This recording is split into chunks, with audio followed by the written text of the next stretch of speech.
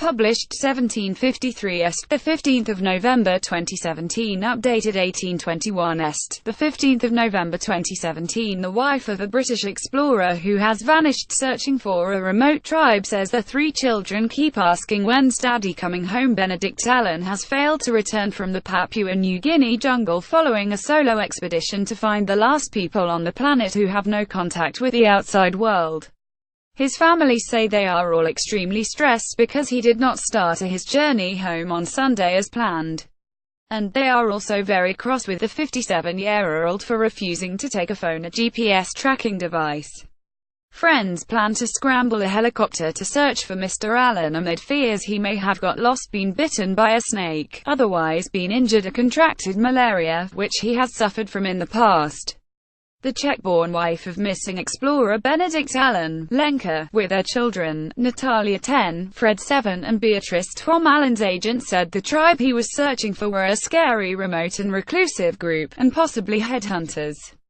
His wife, Czech-born former nurse Lenka Allen, 35, said she had told their children, Natalia, 10, Fred, 7, and Beatrice, 2, that daddy's lost. She added, the little one, Beatrice, is always saying daddy and SHES, trying to telephone him on my mobile, looking at his photo on the screen.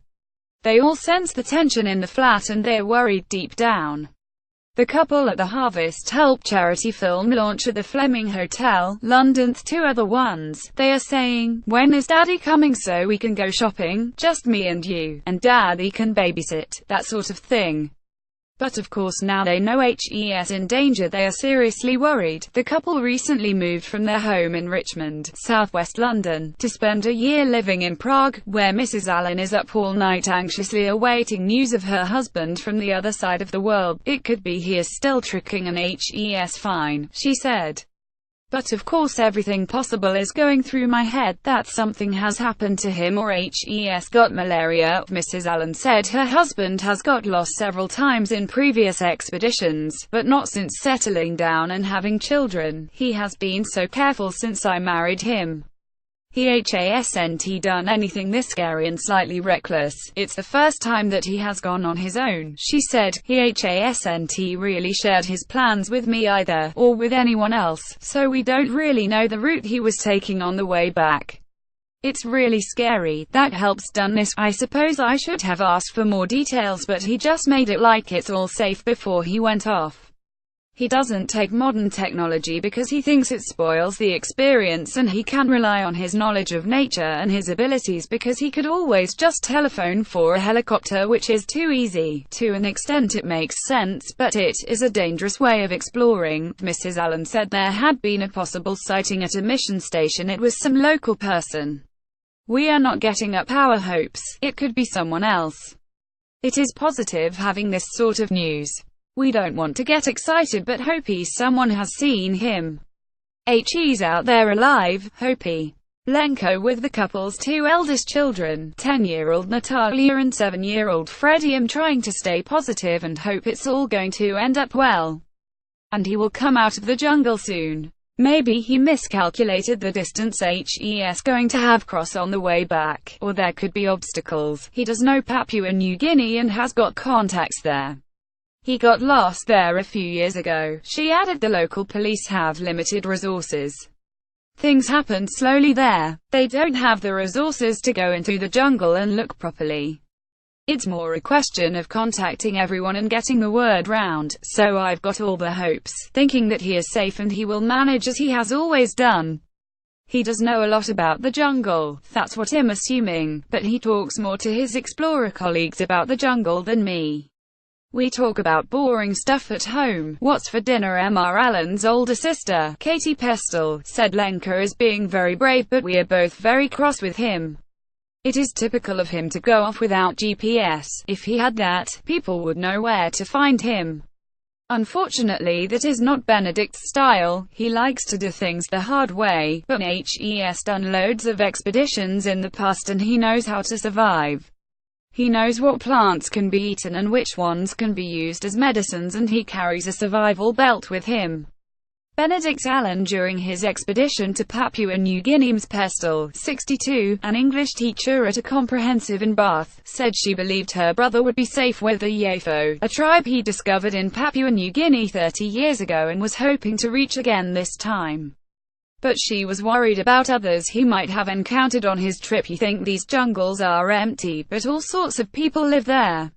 In the past he has come across drug barons and loggers. It's an awful worry. If they came across him they could have robbed him and just left him there." Mrs. Pestle, of Frome in Somerset, is in hourly contact with her brother's wife but said the wait for news had been ghastly. "We can't do anything. For everyone else it's very exciting, all the expeditions and all the things he does, but for a sister and a wife it's very worrying, wondering if he is going to be all right," she said. The helicopter pilot, who dropped Mr. Allen off several weeks ago at the start of the expedition, is trying to find him by tracking a route from his starting point at the remote former trading station of Visoria. BBC security correspondent Frank Gardner, a friend of the explorer who travelled to Papua New Guinea with him twice last year, told the BBC that Mr. Allen should be fine. But he added, "I hope those aren't famous last words." Benedict always suspected something like this. "I had supper with him just before he left, and he said, look, I'm quite certain he'll be out of contact for quite some time. People shouldn't worry about it." The Yafo tribe, who Benedict visited in the 1980s, initially greeted him with suspicion and hostility but then accepted him. "He told me last month, just before he set off, that he had no idea how they would receive him, or even if he would be able to find them in such a remote part of the country. He even ate his own dog to survive in the Amazon." How missing explorer Benedict Allen is very much a Victorian type of adventurer by Guy Walters. Benedict Allen's journey across East Anglia next week would have presented little challenge for such a seasoned explorer. His plan was to give a talk at the King's Lynn Festival on a topic he knows very well, the jungle peoples of Papua New Guinea. But the chances of the 57-year-old making it to Norfolk now look slim, because he has vanished in the very country he was supposed to be speaking about.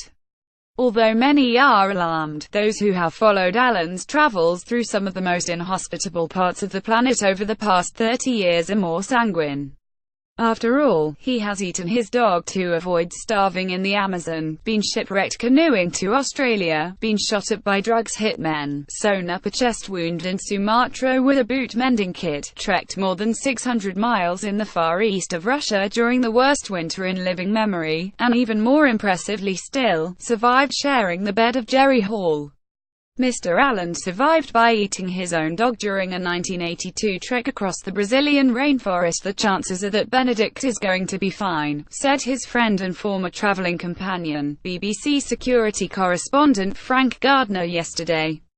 Unlike many other of today's so-called adventurers and explorers, Allen likes to travel without the creature comforts of a television crew, satellite telephones, or a sneaky night or two in a five-star hotel.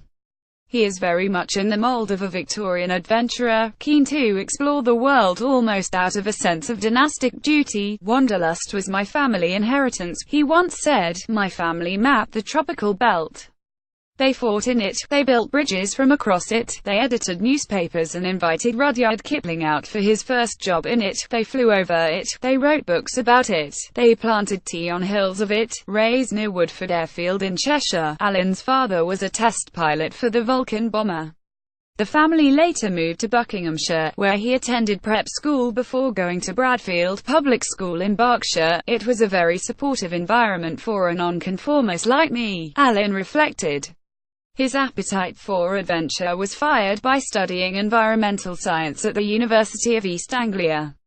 "We went to a volcano in Costa Rica and to Brunei, and I headed the university expedition to Iceland," he recalled. After working in a warehouse to raise cash, at 23 the fledgling explorer flew to South America to traverse the 600 miles from the mouth of the Orinoco River to the mouth of the Amazon. Whatever Allen's fate in Papua New Guinea, he will always be remembered for that adventure back in 1983, for the stark and simple reason that he ate a dog he had adopted. Named Cashew, after the native name for dog, the faithful brown and white mongrel was picked up in a Brazilian village. It followed his English master even after he had been abandoned by his guides and had capsized his canoe. Weakened by malaria, and nearing starvation, Alan knew that the only way he could survive was by eating cashew. In his journal entry for July the 25th, he recorded, "Yesterday I killed my companion. Sharp blow with machete butt to back of skull, then slit the throat."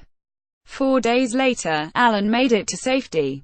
But when he published his experiences in his first book, Mad White Giant, the explorer was widely vilified. The RSPCA even visited him at home to check on the welfare of his pet dogs. Killing cashew was not the only controversy that arose from the book. Some seasoned explorers doubted whether Alan's account was entirely true, and an invitation to lecture at the Royal Geographical Society was withdrawn. Alan would later admit this book was unreliable when it came to factual detail. Nevertheless, the criticism rankled. "I think of myself as a very truthful person, and it upsets me if people think him a fraud." Alan has written extensively about his attempts to connect with people untouched by the West. "All expeditions became a bid to leave as much of the West behind as possible," he said.